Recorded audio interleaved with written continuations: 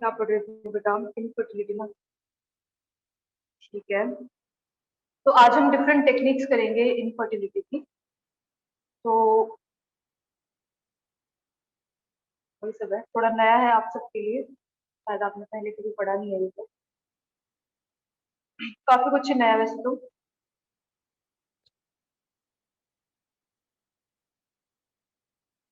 चप्पल आज किसी हालत में आपका माइक जो है वो आप ऑफ करेंगे, आपकी रिस्पॉन्सिबिलिटी। मैंने आपको अभी म्यूट नहीं किया सबको। आप अपने वॉलंटियर है, आप सब अपने लिए अपना माइक खुद ही ऑफ रखो, ठीक है। फिर मैं म्यूट ऑल कर दूंगी, फिर वैसे ही आप लोग कुछ बोल नहीं पाएंगे, ठीक है। अभी फिलहाल म्यूट रखो। बीच में अगर कुछ समझ नहीं आता तो आप you can turn on your mic and tell या ये चीज हम कुछ नहीं आया या ये डाउट है तो पूछ सकते हो आप, ठीक है। इतना लिबर्टी। ये देखो ये जो बच्चा है, ये ऐसे बच्चों की वजह से फिर सबको म्यूट करना पड़ता है। ये एक एक जो कल्परेट होता है ना, खराब फाइल है।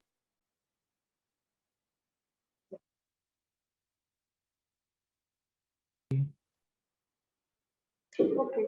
तो कल हम लोगों ने क्या पढ़ा बच्चों की? इनफर्टिलिटी WHO के अनुसार क्या है, और उसके अनुसार WHO के अनुसार फीमेल में जो इनफर्टिलिटी है उसकी क्या कारण है, मेल में जो इनफर्टिलिटी है क्या कारण, ये सब चीज हमने कल पढ़ा। Reasons of infertility in male हमने क्या पढ़ा? या तो स्पर्म्स बन ही नहीं रहे बिल्कुल भी, या तो अगर बन रहे हैं तो बहुत कम बन रहे हैं, या तो जो इजैकुलेशन डेफिशिएंसी मतलब कम नंबर ऑफ स्पर्म की वजह से जो सेमन है वो ठीक से प्रोड्यूस नहीं हो रहा, ठीक है। यहाँ स्पर्म का जो स्ट्रक्चर है उसमें गड़बड़ हो गया, और उम्र के साथ साथ तो वैसे भी थोड़े इनफर्टाइल हो जाते हैं sperm।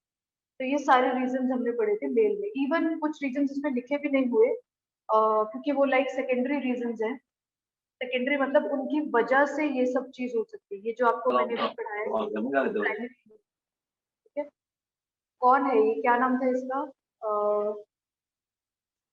नाम मस्त कर दिएगा।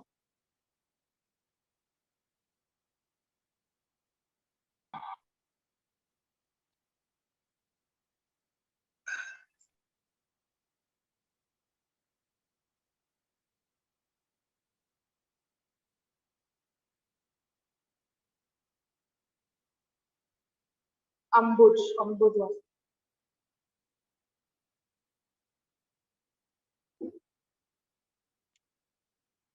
ओके, तो ये प्राइमरी रीजन है। सेकेंडरी रीजंस क्या हो सकते हैं? देखो जैसे अल्कोहल इंटेक कर रहे हैं बहुत, स्मोकिंग कर रहे हैं बहुत ज्यादा, या कोई और बाकी चीजें ले रहे हैं, कैफीन बहुत ज्यादा ले रहे हैं, ठीक है। तो ये सारे सेकेंडरी रीजंस होते हैं, उनके लेने की वजह से आपको इनमें से कुछ चीज, ठीक है, तो वो सेकेंडरी रीजंस आएंगे। अल्कोहल स्मोकिंग ये तो देखो दोनों में कॉमन है, फीमेल्स में भी है और मेल्स में भी है। फीमेल में तो इनफर्टिलिटी का कारण भी है ये, और दूसरा है कि इवन प्रेगनेंसी में भी बहुत प्रॉब्लम होता है अगर जो मदर है वो अल्कोहल इंटेक कर रही है इवन ड्यूरिंग द प्रेगनेंसी, या वो स्मोकिंग कर रही है इवन ड्यूरिंग द प्रेगनेंसी, तो बहुत बुरा असर पड़ता है बच्चे पे। अगर रेगुलर इंटेक हो रहा है तो बहुत बुरा असर पड़ता है, ठीक है। चलिए, फिर हमने पढ़ा असिस्टेड रिप्रोडक्टिव टेक्नोलॉजीज। होती क्या है ये? बहुत इजी टेक्निक्स है, जिसमें हम लोग बेसिकली क्या कर रहे हैं कि या तो लैब में या किसी और तरीके से हम लोग फर्टिलाइजेशन डेलिबरेटली करवा रहे हो, क्योंकि हो तो रही नहीं फर्टिलाइजेशन किसी ना किसी एक की इनफर्टिलिटी की वजह से या दोनों की इनफर्टिलिटी की वजह से। तो अब हो तो रही नहीं फर्टिलाइजेशन, तो अगर फर्टिलाइजेशन नहीं हो रही तो हमको ही करवानी पड़ेगी किसी ना किसी तरीके से। तो या तो हम लैब में करवा दें या किसी और फीमेल बॉडी में फर्टिलाइज करवा के फिर उसको एग को निकाल के जो मदर है उसमें डाल, ठीक है। तो ऐसे बहुत सारी टेक्निक्स होती है, और बहुत सारी टेक्निक्स होती है, लिटरली बहुत सारी टेक्निक्स होती है, ठीक है। आम लोग अफोर्ड नहीं कर सकते इसको, मतलब मिडिल क्लास का जो लोग हैं हम सब जो है, तो उन लोग को सोचना पड़ेगा अफोर्ड करने के लिए, वेरी कॉस्टली, ठीक है। दूसरा एक चीज होता है आपका, we have banks also, we have sperm bank और ओवा बैंक। मतलब उसमें हम लोग स्पर्म और ओवा को बहुत ही कम टेम्परेचर पे, मतलब बहुत ठंडे टेम्परेचर पे हम उसको स्टोर करके रख सकते हैं फॉर द फ्यूचर यूज। ये जो एक टेक्निक है ये लोग हम वाइल्ड लाइफ प्रोटेक्शन में बहुत यूज करते हैं। ये एक जैसे जो कुछ जानवर होते हैं जो फ्यूचर में एक्सटिंक्ट हो सकते हैं या बहुत बड़े थ्रेट में है कुछ जानवर, बहुत सारे हैं, ठीक है। तो हम क्या करते हैं, ऐसे जानवरों में जो इनके गैमीट्स होते हैं उसको निकाल के, मान लीजिए स्पर्म निकाल लिया या ओवा निकाल लिया, और उसको निकाल के हम लोग बहुत कम टेम्परेचर पे इसको प्रिजर्व करके रख देते हैं कि जस्ट इन फ्यूचर हमें नीड भी पड़ी कि भैया इनकी पॉपुलेशन बहुत कम हो रही है, हमको ही कुछ करना पड़ेगा, तो हम क्या करेंगे, फिर लैब में ही फर्टिलाइजेशन करवा के और लैब से ही वो छोटा सा एम्ब्रियो वगैरह ये सब बनवा के फिर हम उसकी पॉपुलेशन के बारे में सोच सकते हैं, उसको बढ़ा सकते हैं। बहुत इजी टेक, मतलब बहुत नोन टेक्निक है, बहुत सारी जगह पे ये अप्लाई भी है, ऐसे ह्यूमन बींग्स में भी पॉसिबल है, ठीक है। फिर अगर हमको असिस्टेड रिप्रोडक्टिव टेक्नोलॉजीज के बारे में सोचना है तो वो उतना आसान नहीं है, क्योंकि उसके लिए हमको पूरी हिस्ट्री जाननी पड़ती है, मतलब जो फीमेल है उसकी पूरी हिस्ट्री, प्यूबर्टी कब स्टार्ट हुई, क्या सही स्टार्ट हुई, कितने महीने और कितने दिन में मेंस्ट्रुअल साइकिल आता है, मतलब क्या 28 दिन का साइकिल है या अलग दिन का साइकिल है तुम्हारा, 35 दिन का है, 30 दिन का है, और क्या तुम्हें हर महीने आते हैं मेंस्ट्रुअल, जो मेंसेस है वो हर महीने आ रहे हैं या नहीं आ रहे, 3-4 महीनों बाद आपका मेंस्ट्रुअल साइकिल आ रहा है, रेगुलर है इरेगुलर है, वो सारा पहले पूछेंगे। फिर उसके बाद में शादी किस एज में हुई थी, और कंसीव कब करना है या कब किया, कब ट्राई किया, कब नहीं हुआ, कौन से कॉन्ट्रासेप्टिव मेथड यूज किए थे, कौन सी पिल्स खाई थी, कभी अगर खाई, वो सब कुछ पूछते हैं कि पहले अगर कोई बच्चा है या नहीं है, या वो हिस्ट्री पूछते हैं आपको कोई और बीमारी तो नहीं है, कोई कैंसर तो नहीं है, या कोई और पीसीओएस तो नहीं है, कोई सेक्सुअली ट्रांसमिटेड डिजीज तो नहीं है, ये सारी चीजें पूछते हैं, ठीक है। तो ये सारी पहले हिस्ट्री जानेंगे, फिर उसके बाद में हम एआरटीज के बारे में सोचते हैं, ठीक है।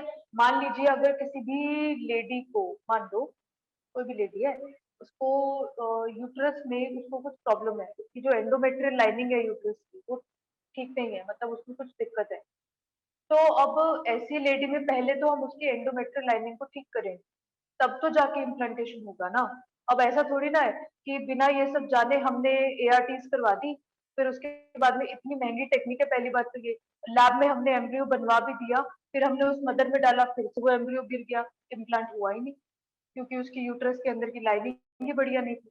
तो पहले हम सारी चीजें जानते हैं, जितनी दिक्कतें होती है पहले उसको हम गौर से सुनते हैं कि क्या ये जो लेडी है अपने यूट्रस के अंदर बच्चा होल्ड कर सकती है, ठीक है। तो वो सारी पहले हम दिक्कतें देखते हैं, सुनते हैं, उसको ठीक करने की कोशिश करते हैं, फिर उसके बाद में ये टेक्निक्स लगाते हैं, ठीक है। तो सबसे पहले टेक्निक आपकी आती है IVF, also known as in vitro fertilization. अब इनमें से क्वेश्चन आते हैं आपको आईवीएफ में से, क्योंकि ये सबसे कॉमन टेक्निक है, तो क्वेश्चन भी सबसे ज्यादा इसी में से आए। बहुत इजी टेक्निक है। हमने करना क्या है इसमें, बेसिकली इस टेक्निक को हम लोग एक और नाम से बुलाते हैं कि in vitro fertilization. In vitro fertilization में बेसिकली टेस्ट ट्यूब बेबी के नाम से भी हम इसको जानते हैं, टेस्ट ट्यूब बेबी सुना होगा आपने पहले भी, ठीक है। होता क्या है इसमें कि कोई भी डोनर है, अब वो डोनर उसकी वाइफ भी हो सकती है और डोनर कोई और लेडी भी हो सकती है, कुछ भी हो सकता है, ठीक है। और कोई भी मेल डोनर है, वो हस्बैंड भी हो सकता है या कोई और डोनर भी हो सकता है, ठीक है। हो सकता है हस्बैंड के स्पर्म बढ़िया ना हो सकता है वाइफ के ओवा बढ़िया ना हो या फर्टाइल ना हो, तो हम फिर किसी और डोनर को ढूंढेंगे, ठीक है। तो हम कोई भी डोनर से ओवा और स्पर्म को पहले तो कलेक्ट करेंगे, ठीक है। हमने क्या किया, ओवा और स्पर्म दोनों को हमने कलेक्ट कर लिया, और कलेक्ट करने के बाद हमने क्या किया, उसको फर्टिलाइज करवाया इनसाइड द लैब। लैब के अंदर ही हमने ओवा और स्पर्म को फर्टिलाइज करवा दिया, और ओवा को स्पर्म को फर्टिलाइज करवाने के बाद फिर उसके बाद में हम लोग इसको रन करवाते हैं एक और टेक्निक से, known as embryo transfer technique. एक बार हमने जाइगोट बनवा दिया ना, तो जाइगोट बनवाने के बाद हम उसको वेट करेंगे एक स्टेज तक आने की, ठीक है। एक 8 सेल स्टेज होता है, तो मतलब जाइगोट जब 8 सेल बना देगा डिवाइड, उस सेल, जब वो सेल उतना 8 सेल बना देगा, उसको फिर हम निकाल के उसमें से और लैब में से फिर उसके बाद में हम फीमेल की बॉडी में डाल देंगे, ठीक है। तो उस तरह से हम लोग आगे बच्चा पैदा करवा सकते हैं, बिकॉज ये बेसिकली फर्टिलाइजेशन डिसऑर्डर फर्टिलाइजेशन नहीं हो पा रही किसी वजह से, तो उस केस में हम इसको रन करवाते हैं। दूसरा होता है बहुत easy method, that is intracytoplasmic sperm injection. Intracytoplasmic sperm injection में क्या करेंगे हम, कि जैसे इंजेक्शन होता है ना, उसी तरह से होता है, थोड़ा बड़ा साइज का, और उसमें हम क्या करेंगे कि स्पर्म्स को ठीक है, एक नीडल में या ऐसे कहीं पे लेके कलेक्ट करके, और फिर उसके बाद में हम लोग क्या करेंगे, इस तरह से बताती हूँ आपको कि इमेज भी आई थिंक है ये रही। जैसे हमने क्या किया, ओवा लिया और ओवा के अंदर हमको स्पर्म डालना है, तो स्पर्म हमने किसी भी डोनर से कलेक्ट कर लिया, ठीक है, या जो भी अगर हमारे पास प्रिजर्व भी था उसको भी हमने ले लिया, और दिस इज ओवा, ठीक है, and this is the needle. और ये पीछे जो आपको दिख रहा है ये कोई नीडल नहीं है, this is just a holder, holder होता है ये, ठीक है, ताकि ओवा अपनी प्लेस पे टिका रहे। और ये बहुत ही ज्यादा प्रिसाइज, ये माइक्रोस्कोप की इमेज है, मतलब जो भी इसको कर रहा होगा उसको ये सब माइक्रोस्कोप के अंदर करना है। तो आप खुद सोच लो कि कितनी छोटी सी नीडल होगी वो, ठीक है, और उस नीडल में से जो भी स्पर्म होता है, ठीक है, जो भी स्पर्म होगा उस नीडल में से हम अंदर इसके डाल देंगे। और स्पर्म अंदर डालने के बाद एक ही स्पर्म होगा, उस स्पर्म को हम बेस्ट स्पर्म चूज करेंगे पहली बात, ठीक है, फिर उस फॉर्म को अंदर डालने के बाद इस नीडल को बाहर निकाल लेंगे, इसको होल्डर को पीछे से हटा देंगे, और फिर इस ओवा को हम लोग फीमेल की बॉडी के अंदर इंसर्ट करवा देंगे, ठीक है।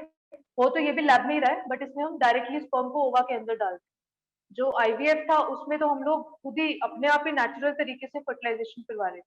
नेचुरल तरीके से कैसे, हमने मान लीजिए कोई भी टेस्ट ट्यूब है, उस टेस्ट ट्यूब में स्पर्म लिया, ओवा लिया, और दोनों को अपने आप ही फर्टिलाइज होने दी, ठीक है, अपने आप ही फिर वो जाइगोट बनाएंगे, फिर अपने आप ही जाइगोट का कोई एक छोटा सा स्टेज बनेगा जिसमें वो 8 सेल स्टेज होगा, फिर वो 8 सेल स्टेज जो है वो हम किसी भी फीमेल बॉडी के अंदर डाल देंगे, ठीक है।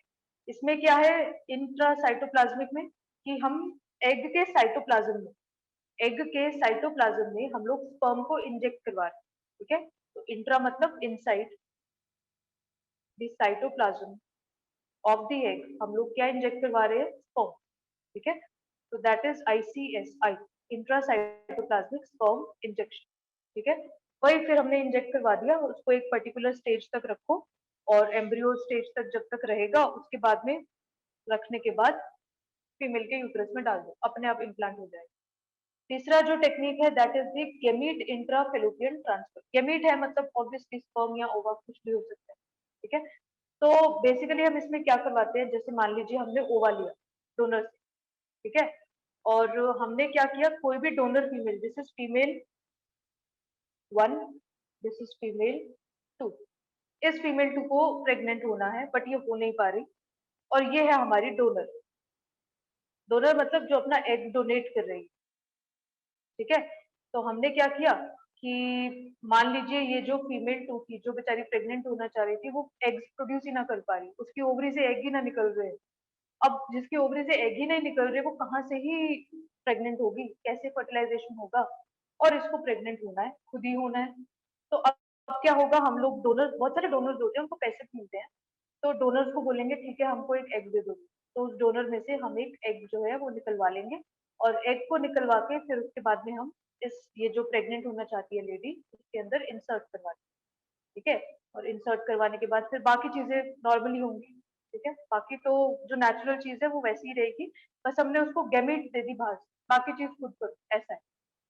इसमें लैब में कुछ नहीं होगा, ठीक है। इसमें बस क्या दिक्कत थी कि फीमेल 2 एग प्रोड्यूस ही नहीं कर पा रही थी, बस हमने उसको एग दे दिया, बाकी काम खुद करो, ये चीज है। अब लैब में फर्टिलाइजेशन नहीं हो रही, फर्टिलाइजेशन ये सब इसके अंदर ही होगी, ठीक है। ये तो गैमेट इंट्रा था, फिर आता है जाइगोट इंट्रा फेलोपियन, मतलब जाइगोट बना के हम लोग फेलोपियन ट्यूब में ट्रांसफर करवा रहे हैं, ठीक है। जैसे जो भी जाइगोट बनेगा उसको हमने फेलोपियन ट्यूब में ट्रांसफर करवा दिया, जैसे इधर हो रहा था आईवीएफ में। आईवीएफ में भी तो जाइगोट जो था एक पर्टिकुलर स्टेज पे हमने उसको ग्रो करवाया, फिर एम्ब्रियो को हमने उसको डाल दिया इनसाइड दी फेलोपियन ट्यूब, तो वही चीज आपकी इसमें आपको दिखाई हुई है, जाइगोट इंट्रा फेलोपियन ट्रांसफर होगा इसमें।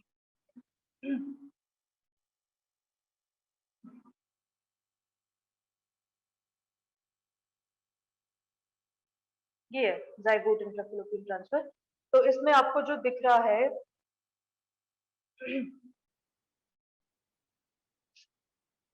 हमने यहाँ देख सकते हो आप एक नीडल के थ्रू, और आगे उसकी एक ट्यूब सी लगी हुई है, उस ट्यूब को हम फेलोपियन ट्यूब में डालेंगे फिम्बरे वाले पोर्शन से, और फेलोपियन ट्यूब में डालने के बाद फिर हमने क्या देखो इसमें ट्रांसफर करवा दिया जाइगोट। ये जो आप ट्रांसफर कर रहे हैं इसमें, दीज आर दी जाइगोट। अब जाइगोट जो है वो धीरे धीरे क्या होगा, they will be transfer to this and then implantation हो जाएगा। ठीक है, तो इसमें हम डायरेक्टली जाइगोट को ट्रांसफर करवा रहे हैं। जो गेमीट इंट्राफेलोपियन था उसमें हम गेमीट्स को ट्रांसफर करवा रहे हैं। जैसे मान लीजिए अगर कोई लेडी जो है वो ओवा प्रोड्यूस ही नहीं कर पा रही तो बाहर से ओवा दे दो, कोई बात नहीं। ठीक है, और स्पर्म या तो नेचुरली हम भेज दें, या तो अगर ठीक है स्पर्म भी नहीं जा पा रहा ऊपर तक, तो हम क्या करेंगे, दोनों ओवा और स्पर्म को फेलोपियन ट्यूब में डाल देंगे, बाकी काम अपने आप हो जाएगा। फर्टिलाइजेशन अंदर ही होगा फेलोपियन ट्यूब। ये गेमीट इंटर, आइदर हम डायरेक्टली सिर्फ ओवा डालें और स्पर्म को इस साइड से आने दें, एक ये तरीका है। अगर स्पर्म नहीं आ पा रहा तो ओवा तो हम डाल ही रहे हैं, चलो कोई बात नहीं, साथ में थोड़े से स्पर्म्स भी डाल दो, अपने आप ये एम्पुलरी स्टिमस जंक्शन पे आके फर्टिलाइज हो जाएंगे, अपने आप एम्ब्रियो बन जाएगा, एम्ब्रियो फिर इम्प्लांट हो जाएगा। ठीक है, ये गेमीट इंट्रा में था। इंट्रासाइटोप्लाज्मिक में हम एग के अंदर स्पर्म डाल रहे थे और फिर उसको एक पर्टिकुलर स्टेज तक ग्रो करवा के लैब में फिर हम फीमेल की बॉडी के अंदर डाल देते उस एम्ब्रियो को। इन विट्रो फर्टिलाइजेशन में क्या होता है, सबसे पहले तो हम लोग, बहुत लंबी टेक्निक है, जितनी इजी है सुनने में लग रही थी थी नहीं। तो सबसे पहले तो हम क्या करेंगे कि कुछ मेडिसिन होती है जैसे ओवेरियन हाइपर स्टिमुलेशन।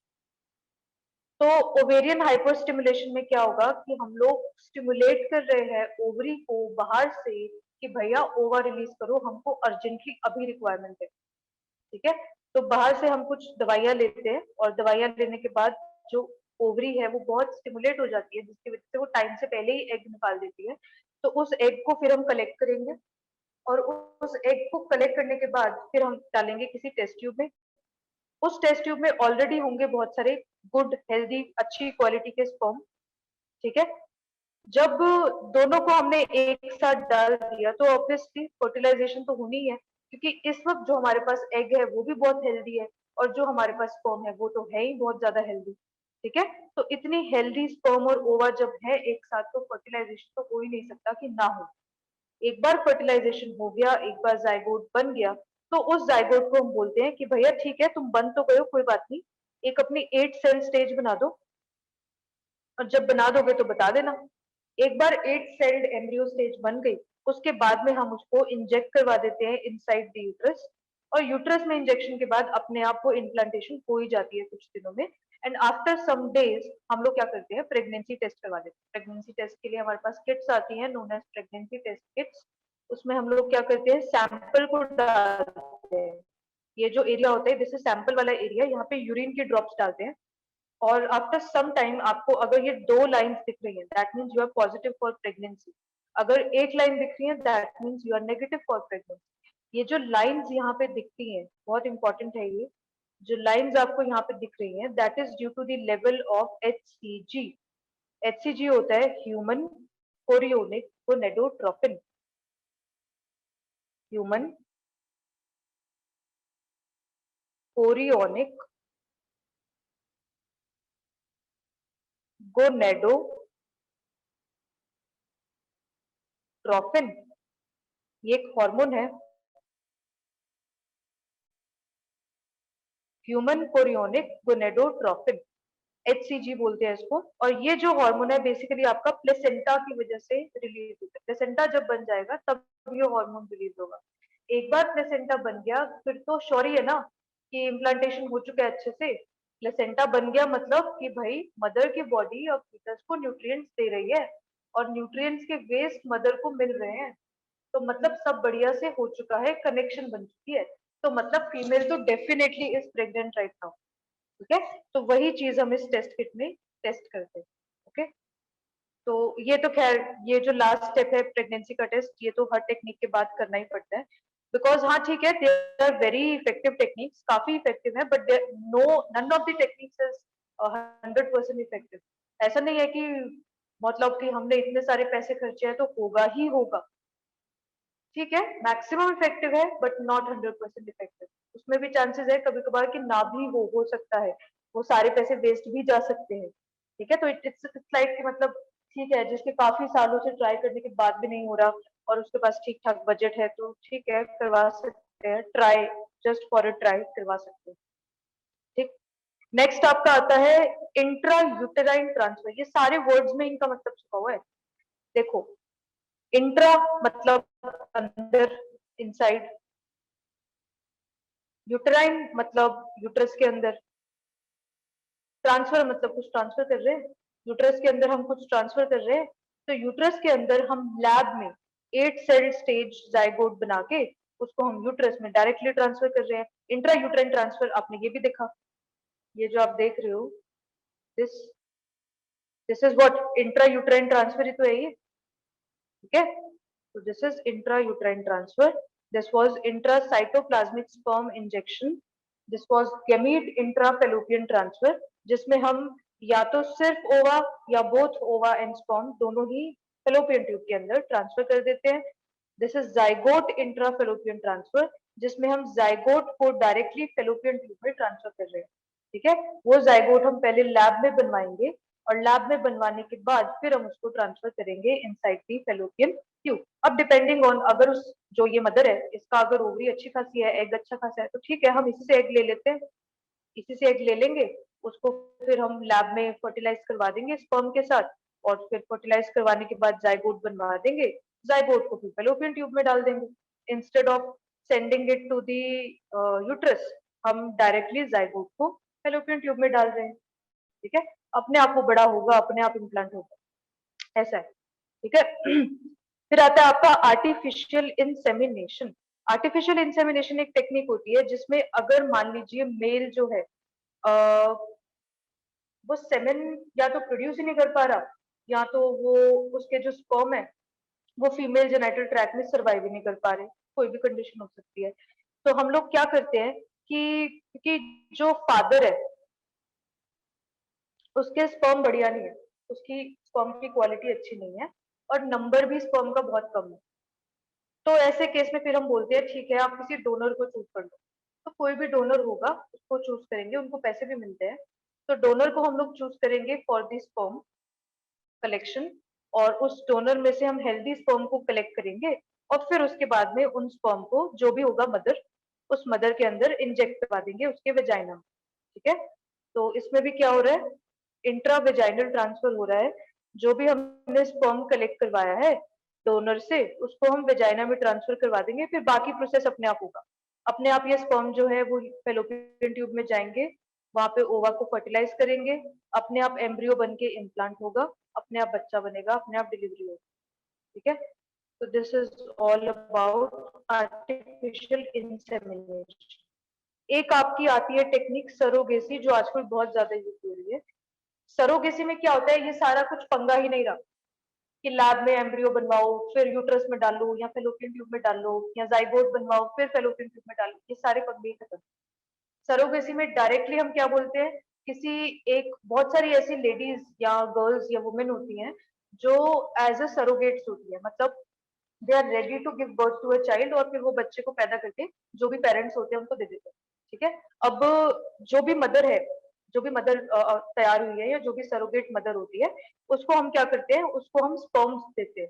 अब उसको हम स्पर्म्स या तो फादर के देंगे या तो किसी बढ़िया डोनर के देंगे, हो सकता है फादर मदर दोनों के गेमिट्स बढ़िया ना हो, तो हम सरोगेट मदर को किसी और डोनर के स्पर्म इंजेक्ट करवा देंगे। ठीक है, और फिर उसके बाद में अपने आप बच्चा डेवलप होगा, अपने आप को डिलीवरी करेगी और फिर वो बच्चे को दे देगी। इट्स लाइक कि हमने ऑर्डर कर दिया एक baby from a surrogate mother, उसने डिलीवरी किया और हमको वो बच्चा मिल गया। It's like that. तो सरोगेसी है ये, इसमें उसको मदर को काफी पैसे भी मिलते हैं, जो सरोगेट मदर होती है उसको काफी पैसे भी मिलते हैं। तो सरोगेसी में क्या होता है, अनदर वुमेन कैरीज एम्ब्रियो और डोनर एम्ब्रियो, और उससे फिर बच्चा बनता है और फिर उसके बाद में हम लोग उसको लेते हैं। ठीक है, सरोगेसी की कब जरूरत आती है, जब जो मदर है, जो एक्चुअल मदर है, उसको जब प्रॉब्लम हो रही है बच्चे को कैरी करने, या उसका यूट्रस कैरी नहीं कर पा रहा, बच्चे को बार बार अबॉर्शन हो रहा है, बार बार मिसकैरेज हो रहा है, तो उस केस में फिर हम सरोगेसी को अडेप्ट करते हैं। ठीक है, बहुत इजी टेक्निक है सरोगेसी भी, सेम चीज वही। या तो हम हस्बैंड और वाइफ में से स्पर्म और ओवा लेके, अगर बढ़िया है, स्पर्म और ओवा लेके उसको फ्यूज करवा के एम्ब्रियो बनवा के उस एम्ब्रियो को सरोगेट मदर में डाल दे, या तो हम उस सरोगेट मदर का ही एम्ब्रियो यूज करके जो हस्बैंड है उसके स्पर्म यूज करके या डोनर के स्पर्म यूज करके उसमें फर्टिलाइजेशन करवा के उसको एम्ब्रियो बनवा के फिर बच्चा बनवाए मदर की बॉडी के अंदर ही। ठीक है, तो ये टेक्निक बहुत सारी फ्लेक्सिबिलिटीज होती हैं, बहुत कुछ पॉसिबल हो सकता है। ठीक है, दिस इज आर्टिफिशियल इंसेमिनेशन जिसमें हम लोग देखो सर्विक्स और वेजाइना और सर्विक्स इस रूट के थ्रू हम लोग स्पर्म को इंजेक्ट करवा रहे हैं इनसाइड द यूट्रस। देख सकते हो आप, ये स्पर्म्स जो है यूट्रस के अंदर इंजेक्ट हुए हैं और धीरे धीरे ये स्पर्म्स जो है they are moving towards the fallopian tube. Fallopian tube में यहाँ जो चीज जो एग था वो आपको यहाँ दिखा रखा है कि जो एग था that was already there, sperm आया, कोई भी एक फ्यूज होगा, फर्टिलाइजेशन होगा एंड आफ्टर दैट बाकी नॉर्मल प्रोसेस। ठीक है, हाँ बट ये चीज बहुत जरूरी है, हम कोई भी टेक्निक इसमें से अप्लाई कर रहे हैं ना तो उसमें एक चीज जो सबसे ज्यादा जरूरी है कि that is the healthy gametes. जो भी हम गैमेट यूज कर रहे हैं वो बहुत हेल्दी होना चाहिए। उसके लिए हमको पहले गैमेट की हेल्थ को चेक करना पड़ेगा। ठीक है, तो जो भी हम इसमें टेक्निक यूज करते हैं उसमें गैमेट की हेल्थ को पहले चेक करना होता है, फिर ये टेक्निक हम यूज कर सकते हैं, अदरवाइज ये टेक्निक कराने का कुछ फायदा ही नहीं। अगर हम इतना पैसा खर्च करके भी अनहेल्दी गेमिट्स डाल रहे हैं तो उसका तो कुछ फायदा ही नहीं है ना। ठीक है, तो इसलिए ये चीज तो बहुत जरूरी है कि जो गेमिट्स है वो बहुत ही ज्यादा हेल्दी। ठीक है, चलिए नेक्स्ट। आर्टिफिशियल इंसेमिनेशन के भी बहुत सारे होते हैं। अब मदर के जो मान लीजिए दिस इज मदर, मदर के अंदर का यूट्रस है। अब हो सकता है उसके हस्बैंड के बढ़िया स्पर्म अगर नहीं है तो ठीक है हम किसी डोनर के स्पर्म कलेक्ट करेंगे उसको इंजेक्ट करवा देंगे फिर अंदर। अगर हस्बैंड के स्पर्म बढ़िया है तो ठीक है हस्बैंड के स्पर्म इंजेक्ट करवा देंगे। ठीक है, अब हस्बैंड के स्पर्म अब हमको इंजेक्ट क्यों करवाने पड़ रहे हैं उसका भी रीजन है। हो सकता है कि हस्बैंड को इरेक्टाइल प्रॉब्लम हो। ठीक है, हो सकता है उसको इजैकुलेटरी प्रॉब्लम हो हस्बैंड को। ठीक है, तो कोई भी इसमें रीजन हो सकता है। सरोगेसी का इसमें बताया हुआ है कि वही सेम चीज हम कोई मदर को चूज करते हैं, सरोगेट मदर को, और उसकी बॉडी के अंदर हम एम्ब्रियो डाल देते हैं और फिर वो उस बच्चे को कैरी करती है, डिलीवर करती है और पेरेंट्स को दे देती है। ठीक है, डोनर हमने पढ़ लिया। डोनर कोई भी हो सकता है, या तो वो मेल हो सकता है हस्बैंड, या तो मेल हो सकता है कोई और डोनर। अगर ओवा का केस है तो डोनर हो सकती है या तो वाइफ या तो हो सकती है कोई और, एनी। अब इसमें प्रॉब्लम क्या है, मतलब ये सुनने में तो बहुत अच्छा लग रहा है जैसे हर प्रॉब्लम का सॉल्यूशन दिख रहा है इसमें, बट इसमें फिर भी प्रॉब्लम है स्पेशली इंडिया में, बिकॉज इंडिया में नहीं हर जगह ही है वैसे इसका, कि there is a problem related with ethical issue. ठीक है, कई बार क्या होता है कि बोथ हस्बैंड एंड वाइफ उनके गेमीट्स आर नॉट गुड, तो हम लोग किसी और के गेमीट्स को फ्यूज करवा के फिर उस बच्चे को कैरी करते हैं या फिर उस एम्ब्रियो को मदर की बॉडी में डाल देते हैं। तो ऐसे कंडीशन में एक होता है एथिकल इशू कि भाई ये अपना अपना स्पर्म नहीं है या अपना ओवा नहीं है, होता है ऐसा, बहुत कॉमन है ये। ठीक है, तो ये थोड़े बहुत इश्यूज हैं। फिर उसके बाद में वही वो रिलीजियस इश्यूज बीच में आ जाते हैं बहुत सारे कि नहीं ये आर्टिफिशियल टेक्निक्स है, या मतलब आर्टिफिशियल तो कुछ नहीं हो रहा है इसमें, सब कुछ नेचुरली हो रहा है। बट हाँ हम लोग लैब में करवा रहे हैं उसको इंस्टेड ऑफ फीमेल बॉडी के अंदर करवाने के, फर्टिलाइजेशन लैब में हो रहा है मैक्सिमम केसेस में। तो वही वो कहते हैं फिर कि this is not in our religion, हमारे रिलीजन में नहीं है ऐसा। या कभी कभार हम लोग जैसे जो टेस्ट ट्यूब बेबी वाला जो है आईवीएफ, उसमें कहते हैं कि this baby is not like natural, तो ये नेचुरली नहीं बना है। तो ऐसे एथिकल इश्यूज आते रहते हैं, ऐसा होता रहता है, बट ठीक है उनको प्रॉब्लम है, सच में काफी प्रॉब्लम है, तो वो लोग को उनको तो करवाना ही चाहिए ही। ठीक है, तो this was about your infertility. ठीक है, अब क्वेश्चन कैसे आते हैं इसमें, इजी क्वेश्चन आते हैं। ज्यादातर क्वेश्चन आपके टेस्ट ट्यूब बेबी और आईवीएफ में से आते हैं और ट्विंस में से आते हैं, इन दो टॉपिक में से ज्यादा क्वेश्चन आते हैं। ठीक है, तो ये आप ध्यान रख लेना। अभी तक अगर कोई डाउट है तो आप पूछ सकते हैं। यस, एचसीजी हार्मोन आपको यूरिन में मिल जाएगा, तभी हम यूरिन का सैंपल लेते हैं। नहीं, कोई इफेक्ट नहीं होता, हम लोग एग जो है वो नॉर्मली जो एग रिलीज होता है उसको कलेक्ट कर रहे हैं और कुछ नहीं कर रहे। ठीक है, तो उससे उसके मेंसेस पे कोई असर नहीं होगा।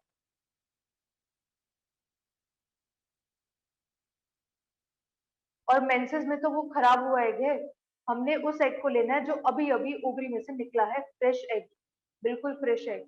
जो मेंसेस में निकल रहा है ना एग, वो एग तो अब मतलब वो खत्म हो चुका है, दैट इज ओवर नाउ। हमको एकदम फ्रेश एग को कलेक्ट करना है, healthy egg.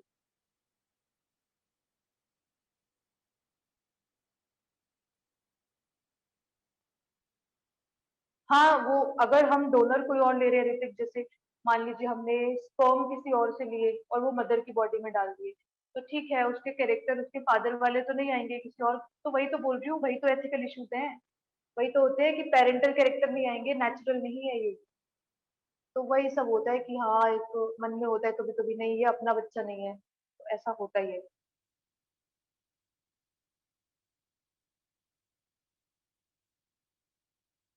We can not choose the sex of baby, ऐसा this is completely illegal Aryan, हम चूज नहीं कर सकते। ठीक है, दिस ये चॉइस करना इम्पॉसिबल, इम्पॉसिबल तो मतलब, ऑल्दो जो लैब में कर रहे होते हैं उनको तो सब पता ही होता है स्पर्म के अंदर कौन सा, उनको अगर हम बोलेंगे कि डिटेक्ट कि स्पर्म के अंदर कौन सा क्रोमोसोम है, वो तो बता ही देंगे कि इस स्पर्म में ये वाला क्रोमोसोम है। ठीक है, तो बट एक बार अगर हमने उस स्पर्म का क्रोमोसोम पता कर लिया तो उसकी बहुत सारी टेक्निक होती है, उसके बाद वो स्पर्म हम यूज नहीं कर पाएंगे, क्योंकि बहुत सारा प्रोसीजर होता है क्रोमोसोम को भी देखने का। ठीक है, अदरवाइज ऑल्सो सेक्स डिटर्मिनेशन कोई कोई भी लैब में कोई भी नहीं बताता कि हमने ये वाला क्रोमोसोम का स्पर्म डाला है, ये कोई नहीं बताएगा। This is highly confidential.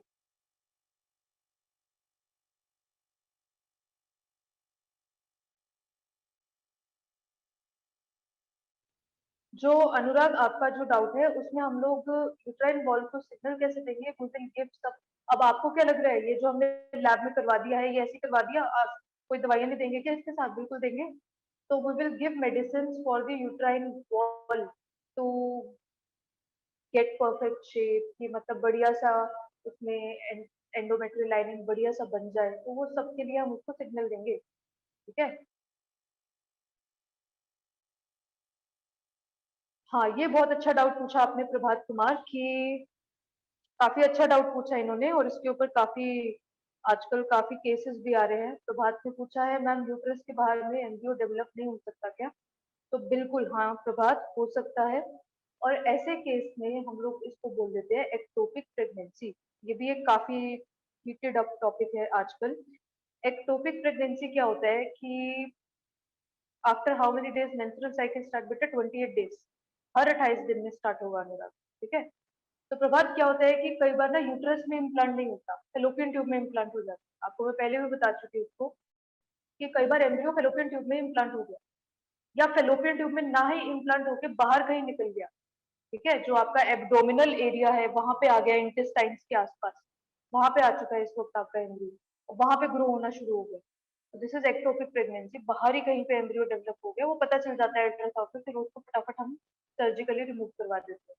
ठीक है, कई बार क्या होता है ट्यूबल प्रेगनेंसी होता है, उसमें फेलोपियन ट्यूब में एम्ब्रियो बड़ा होने लग जाता है, तो फेलोपियन ट्यूब तो फट जाएगी, और फेलोपियन ट्यूब फट जाएगी तो वो तो टॉक्सिक टॉक्सिक है, मदर के लिए भी बच्चे के लिए भी। इसलिए हमें फिर बच्चे को अबॉर्ट करवाना पड़ता है उस केस में, दोनों ही केस। ठीक है,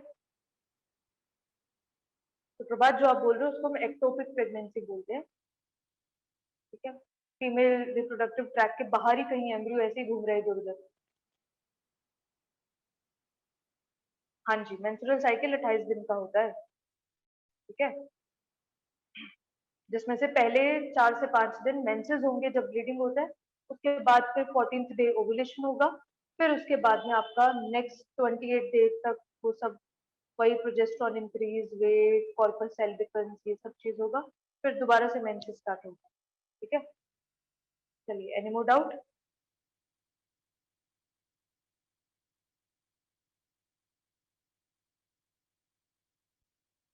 कोई और डाउट है किसी का?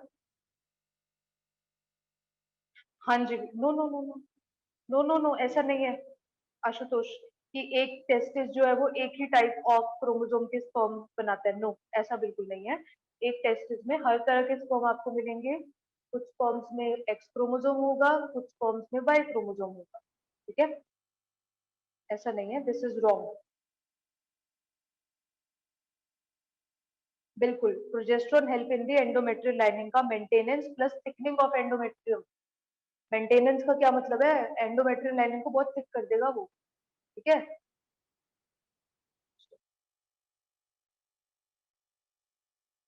अच्छा, मैनुअली मैं आप सबसे पूछना चाहती हूँ, रेज योर हैंड्स, वो बच्चे रेज योर हैंड्स जिनके अभी तक जितना कराया मैंने, लाइक जो आपका है फीमेल तक का जो पोर्शन था ना, जो, हाँ उतना, जो इनफर्टिलिटी से पहले वाला जो पोर्शन, कितने बच्चों का वो पोर्शन नोटबुक में कंप्लीट हो चुका है? Just raise your hand.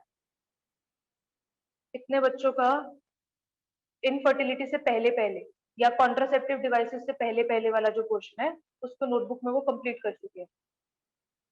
Okay. सक्षम, आदित्य, प्रभात, दक्ष, दिव्यांश, आर्यन और आर्य सुन, ठीक है। और बाकी बच्चे बेटा सो रहे हो? लव, नितिन, साहिल, उत्सव। साहिल तुम्हारी भी नोटबुक कंप्लीट नहीं? This is very bad. No no, तुमसे तो बिल्कुल एक्सपेक्टेड नहीं है ये। जो तुमने मुझे प्रॉब्लम बताई थी साहिल, उसका सॉल्यूशन ये नहीं है, ठीक है। तो जो मैंने तुमको सॉल्यूशन बताया था उस पर ध्यान दो, okay, and be regular. Dhananjay तुम तो मॉनिटर हो, तुम तो नोटबुक कंप्लीट रखा करो।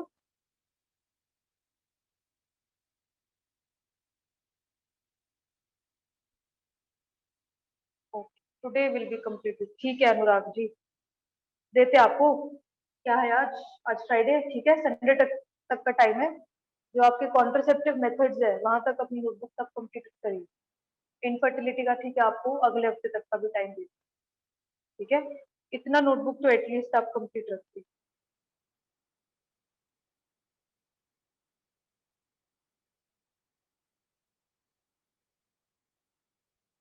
सरोगेसी में ब्रेस्ट फीडिंग जो है, वो बेसिकली उसमें क्या होता है, देखो दो ऑप्शन होते हैं। बिकॉज जो मदर है वो तो ब्रेस्ट फीडिंग करवा नहीं पाएगी क्योंकि उसने तो बच्चे को जन्म दिया नहीं। तो ऐसे केस में फिर हम पाउडर्ड मिल्क जो होता है या तो वो दिलवाते हैं, या तो फिर वही जो आर्टिफिशियल मिल्क होता है ये सब दिलवाते हैं हम। पाउडर्ड मिल्क वगैरह ये सब, बिकॉज बहुत कम लोग होते हैं जो सरोगेट मदर को ब्रेस्ट फीड करवाने देते हैं। तो मतलब वो लोग चाहते नहीं कि बच्चे का अटैचमेंट उस मदर से बने, सरोगेट मदर से, तो इसलिए वो पाउडर्ड मिल्क वगैरह ये सब देते हैं।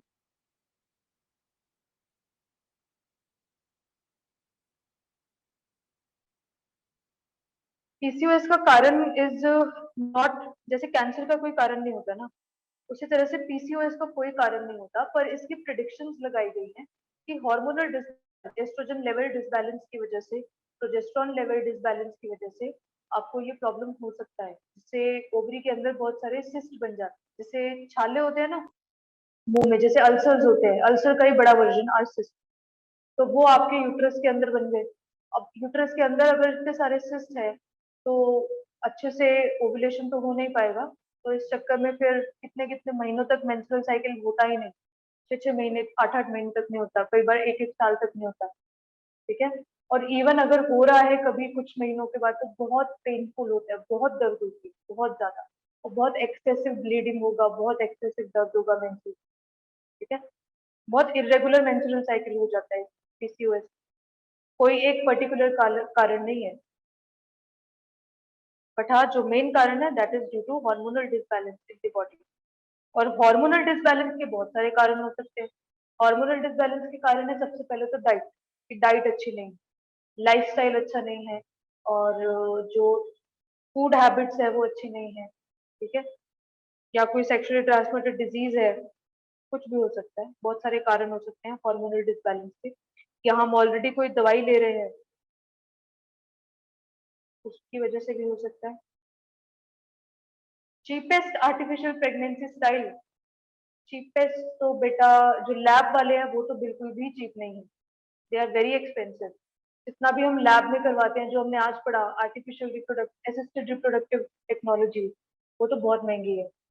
सरोगेसी भी इज महंगी बिकॉज जो भी बच्चा कैरी करेगी लेडी वो पैसे तो लेगी। अब डिपेंड्स कि वो कितने पैसे लेती है, मतलब हर जगह डिफरेंट डिफरेंट प्राइस होता है, तो अलग अलग है। तो चीपेस्ट तो देखो कुछ भी नहीं है, हर एक में पैसा तो लगेगा। And this is not artificial pregnancy, this is artificial technique of pregnancy. ठीक है, प्रेगनेंसी तो ओरिजिनली है, नेचुरली हो रही है।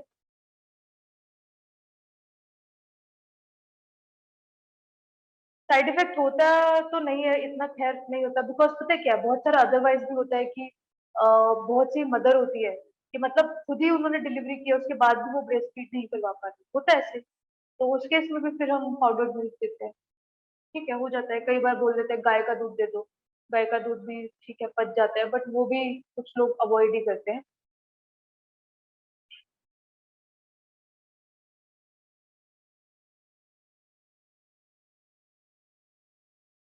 यूरिन में जो HCG आ रहा है that is due to the presence of hormone. HCG क्या है बेटा, बहुत इजी है, इसको ध्यान से सोचो Ashutosh. HCG is a hormone. वो हार्मोन रिलीज कौन कर रहा है, प्लेसेंटा। और हार्मोन है तो ऑब्वियसली ब्लड में तो होगा ना, और अगर ब्लड में है तो वो यूरिन में भी तो दिख सकता है, बिकॉज यूरिन कहाँ से फिल्टर हुआ है, ब्लड से ही फिल्टर हुआ है। और ये हार्मोन जो है वो यूरिन में आपको मिल जाता है। ठीक है, इस हार्मोन के कुछ लेवल आपको यूरिन में भी मिलते हैं। ठीक है, तो ये फिल्टर्ड नहीं होते, तो इसीलिए ये हार्मोन आपको यूरिन टेस्ट में मिल जाता है, तो प्रेगनेंसी में आपका पॉजिटिव आ जाता है। ठीक है, क्लियर हुआ आशुतोष? Okay, good. चलिए नेक्स्ट टॉपिक पे बढ़ते हैं। हो चुका है ये, मतलब रिप्रोडक्शन आपका इज कंप्लीट। एक लास्ट बस रह गया, ये समरी है एक तरह से, ये रिप्रोडक्शन की complete reproduction in human being, उसकी समरी है ये। ठीक है।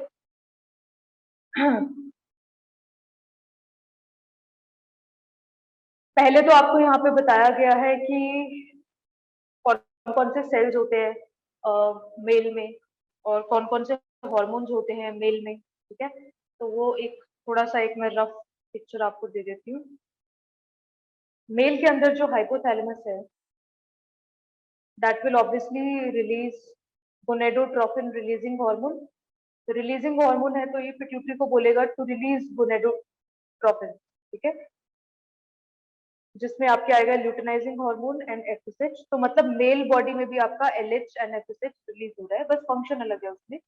LH in case of male bodies, L से ल्यूटिनाइजिंग एंड एल से लेडिंग सेल, इसको आप रिलेट करो। तो LH will perform the activity to activate the leading cells। leading cells को जाके एक्टिवेट करके बोलेगा जाओ जाके एंड्रोजन या टेस्टोस्टेरोन निकालो। इसी तरह से जो एफएसएच है वो सर्टोली सेल्स को एक्टिवेट करेगा और बोलेगा जाओ जाके न्यूट्रिशन प्रोवाइड करवाओ। ठीक है, जो स्पर्म है उनको बनने के लिए न्यूट्रिशन चाहिए, जाओ जाके उनको न्यूट्रिशन प्रोवाइड करवाओ। ये कौन बोलेगा, एफएसएच। जाओ जाके टेस्टोस्टेरोन बनाओ, ये लेडिंग सेल को कौन बोलेगा, एलएच। एफएसएच और एलएच रिलीज कहाँ से हो रहे हैं, एंटीरियर पिट्यूटरी। सिग्नल कहाँ से मिला है, हाइपोथैलेमस। ठीक है, ये आपका स्पर्म का डायग्राम बनाया हुआ है। Sperm consist of head, neck and tail, तीन रीजन होती हैं। हेड रीजन में आपको न्यूक्लियस मिलेगा बीच में, न्यूक्लियस के साइड में आपका साइटोप्लाज्म होगा, और सबसे outer most covering of this sperm will be the plasma membrane, दिख रहा होगा आपको यहाँ पर। ठीक है, स्पर्म के बिल्कुल टिप पे आपको ट्रायंगुलर शेप स्ट्रक्चर दिख रहा है, दैट इज एक्रोसोम, जो कि जो एग की लेयर्स होती हैं उसको डिसॉल्व करने में हेल्प करवाता है। ठीक है, न्यूक्लियस के आगे एन लिखा हुआ है, मतलब this is haploid nucleus. Haploid nucleus है, मतलब 23 क्रोमोसोम्स होंगे, जिसमें से 22 ऑटोसोम होंगे और 1 सेक्स क्रोमोसोम, मान लीजिए इसके पास है एक्स क्रोमोसोम स्पर्म के पास। ठीक है, फिर नेक प्रेजेंट होगा, नेक के अंदर आपके बहुत सारे सेंट्रियोल्स प्रेजेंट होते हैं। ठीक है, और नेक के बाद आपका आता है एक portion middle piece. Middle piece में आपके एम से मिडिल पीस, एम से माइटोकॉन्ड्रिया, मिडिल पीस में होंगे दुनिया भर के माइटोकॉन्ड्रिया, और ये माइटोकॉन्ड्रिया एटीपी जनरेट करवाएंगे। ये एटीपी इस टेल के मूवमेंट के लिए हमको चाहिए होगा। ठीक है, तो ये बिल्कुल परफेक्ट स्पर्म का स्ट्रक्चर है।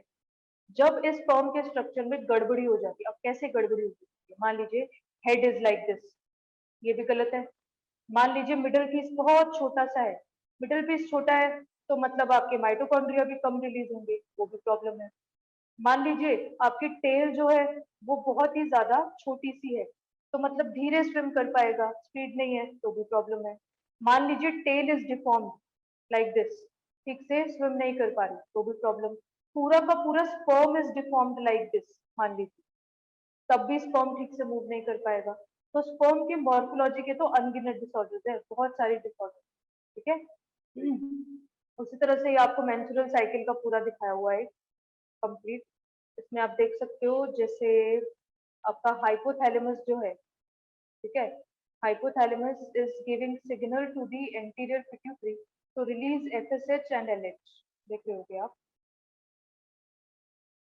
एंटीरियर पिट्यूटरी है ये, और हाइपोथैलेमस ने जीएनआरएच निकाला।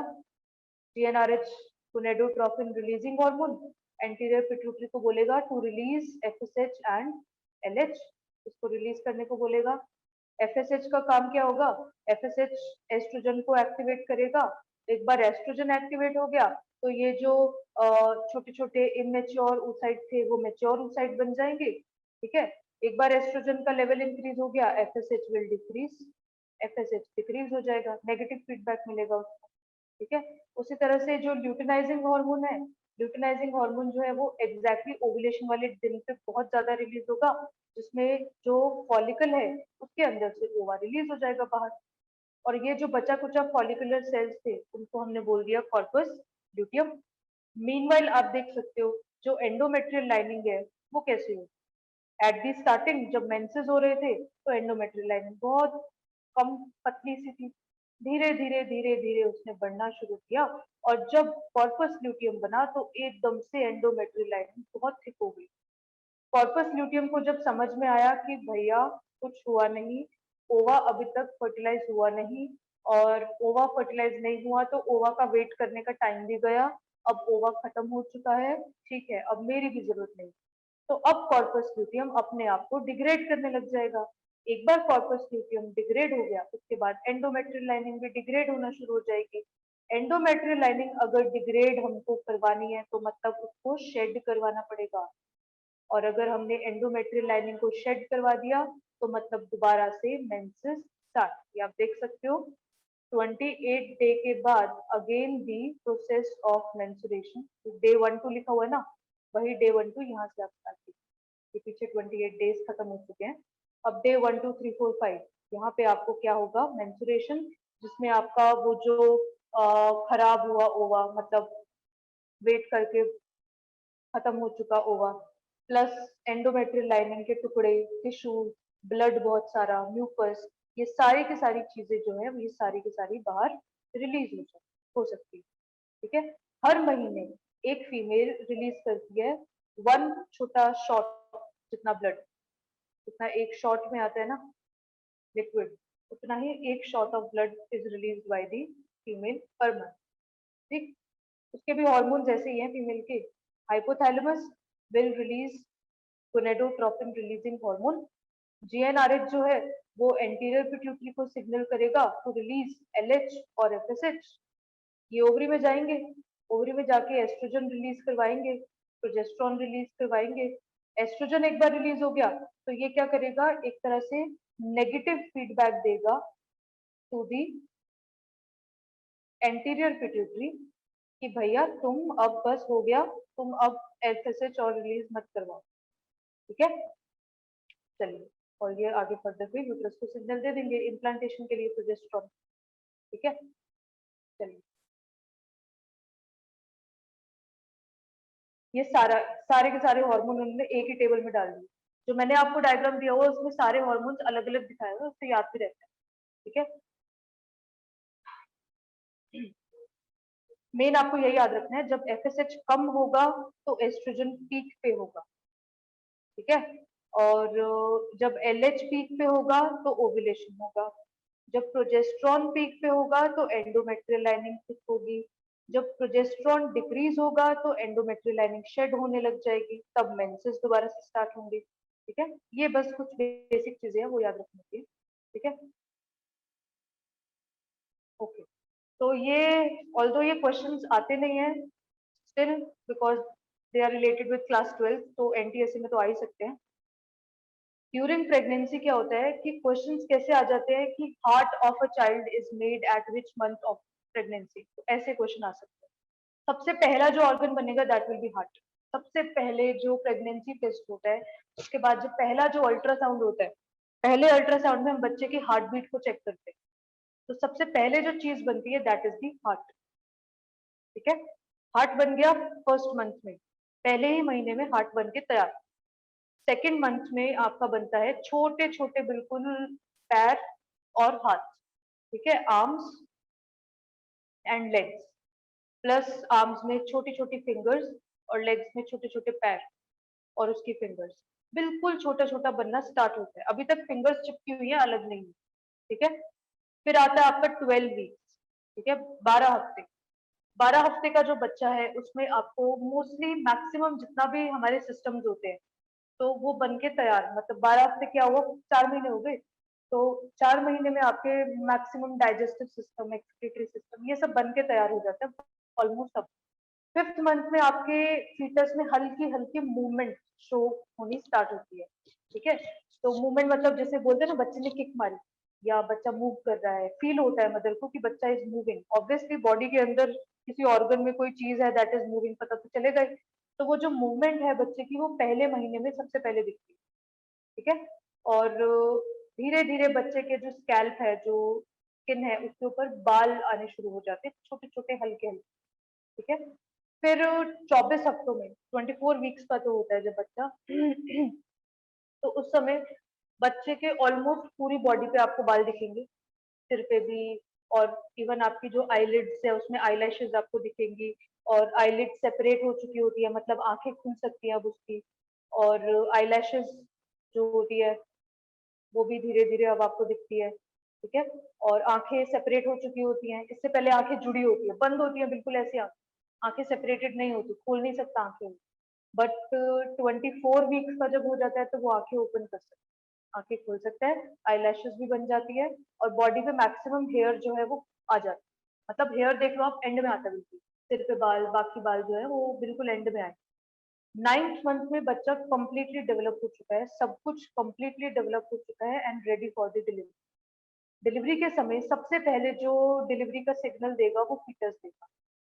ठीक है, फीटस ने डिलीवरी का सिग्नल दिया, उसके बाद होगी डिलीवरी, और डिलीवरी को हम पार्चुरेशन भी बोलते हैं, इस पे क्वेश्चन भी है।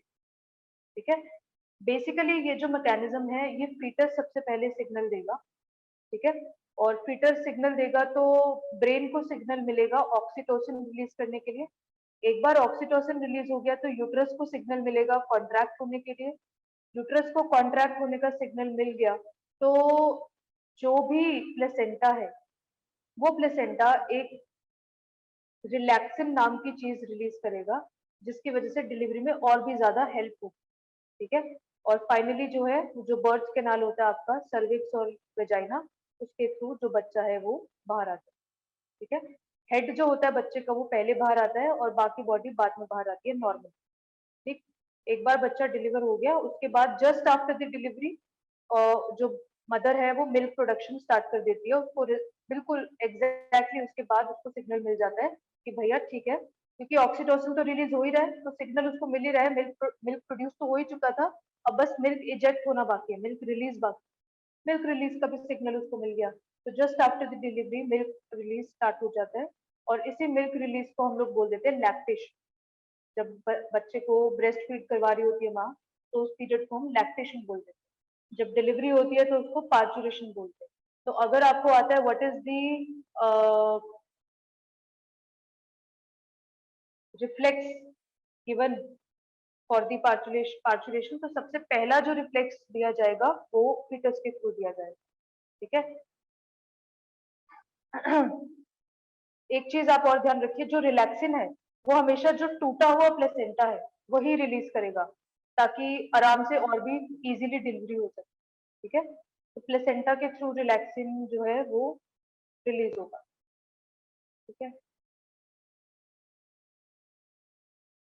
पहले मिल्क को हम लोग कोलेस्ट्रम बोलते हैं, इवन गाय भैंस में भी जो पीले रंग का होता है सबसे पहले वाला जो डिलीवरी के बाद जो मिल्क होता है उसको कोलेस्ट्रम बोलते हैं, और ऐसा milk is highly nutrition for the baby, बच्चे के लिए बहुत न्यूट्रिशियस है क्योंकि इसमें होती है दुनिया भर की एंटीबॉडी। ठीक है, वो एंटीबॉडीज बच्चे के लिए बहुत इंपॉर्टेंट है उसकी इम्यूनिटी डेवलप के लिए। ठीक है, तो इसलिए ब्रेस्ट फीडिंग बहुत जरूरी है। बाकी वही है, हाँ काफी लेडीज ब्रेस्ट फीड नहीं कर पाती, तो वही है, फिर पाउडर्ड मिल्क का सहारा लेना पड़ता है। उससे बच्चे को थोड़ा बहुत नुकसान तो होता ही है, पर ठीक है, एटलीस्ट ही विल सर्वाइव, ही और शी। ये कुछ आपकी वही एसटीडीज है, दोबारा से लिखी हुई है, ये पहले करा दी थी मैंने आपको। Syphilis, gonorrhoea, vaginitis. वेजाइनाइटिस में वही स्वेलिंग होगी वेजाइना में, आइटिस है मतलब स्वेलिंग होगी और डिस्चार्ज निकलेगा बहुत सारा, ठीक है। ये सब था। तो this was all about your reproduction. बाकी नेक्स्ट क्लास में हम लोग पूरा रिप्रोडक्शन चैप्टर जो है उसको रिवाइज करना शुरू करेंगे, शुरू से भी, ठीक है। तो अगली क्लास में इट्स योर रिस्पॉन्सिबिलिटी कि आप पढ़ के आए पूरा रिप्रोडक्शन चैप्टर, क्योंकि रिवीजन स्टार्ट होगा अब रिप्रोडक्शन का। क्वेश्चंस भी हम मॉड्यूल के, मैं एक पीडीएफ बना दूंगी, तो उसमें हम मॉड्यूल के क्वेश्चन भी सॉल्व करेंगे जो मुझे लग रहा है कि करवाने हैं, ठीक है। डिलीवरी का टाइम लेट हो सकता है, हाँ 9 मंथ से ज्यादा लेट तो नहीं होता, देखिए 9 month is like the extreme. पूरा 9 मंथ कंप्लीट हो गया, इवन 9th मंथ भी कंप्लीट नहीं होता, शुरुआती 9th मंथ के फर्स्ट वीक सेकंड वीक में ही डिलीवरी हो जाती है। बट हाँ 9 मंथ हो गया, कभी कभार 1-2 हफ्ता ऊपर हो जाता है, कभी कभार भी, तो दैट इज नॉर्मल, कोई बात नहीं, ज्यादा वो दिक्कत वाली बात नहीं होती है। 1-2 हफ्ता ऊपर नीचे इज नॉर्मल। 1-2 हफ्ता पहले भी हो जाता है, 1-2 हफ्ता लेट भी हो जाता है, कई बार 8 महीने में भी बच्चा हो जाता है, दैट इज ऑल्सो ठीक है, काफी कुछ डेवलप हो जाता है 8 महीने तक भी। फुली डेवलप्ड हार्ट होता है, 4 चेम्बर्ड हार्ट होता है बिल्कुल, फुली डेवलप्ड, हाँ जी बिल्कुल फुली डेवलप्ड हार्ट होगा। 5th-6th मंथ में जो डिलीवरी होती है ना, ऐसे बच्चों को उत्कर्ष हम घर में नहीं लेके जा सकते, ऐसे बच्चों को हमको रखना पड़ेगा वहीं पे हॉस्पिटल में, ठीक है। वेंटिलेटर्स पे रखना पड़ता है इन बच्चों को, हमें एक पर्टिकुलर टेम्परेचर में रखना पड़ता है इनको हमें, और ब्लू लाइट में रखना पड़ता है इनको हमें, और जैसा यूट्रस में एनवायरनमेंट होता है वैसा वैसा कुछ थोड़ा बहुत देना पड़ता है आसपास, तब सर्वाइव कर पाते हैं, नहीं तो मर जाते हैं ये बच्चे। 5th-6th मंथ में तो बच्चे का भी काफी चीजें डेवलप होना बाकी होती है, ऑल्दो मोस्टली सारे ऑर्गन्स बन चुके होते हैं, सिस्टम बन चुके होते हैं 5th-4th मंथ तक, बट फिर भी आर्टरीज वेन्स तभी बनेंगे ना जब हार्ट डेवलप हो रहा है, तो बिल्कुल सबसे पहले ये आर्टरी वेन्स और हार्ट ये सब बन जाती है।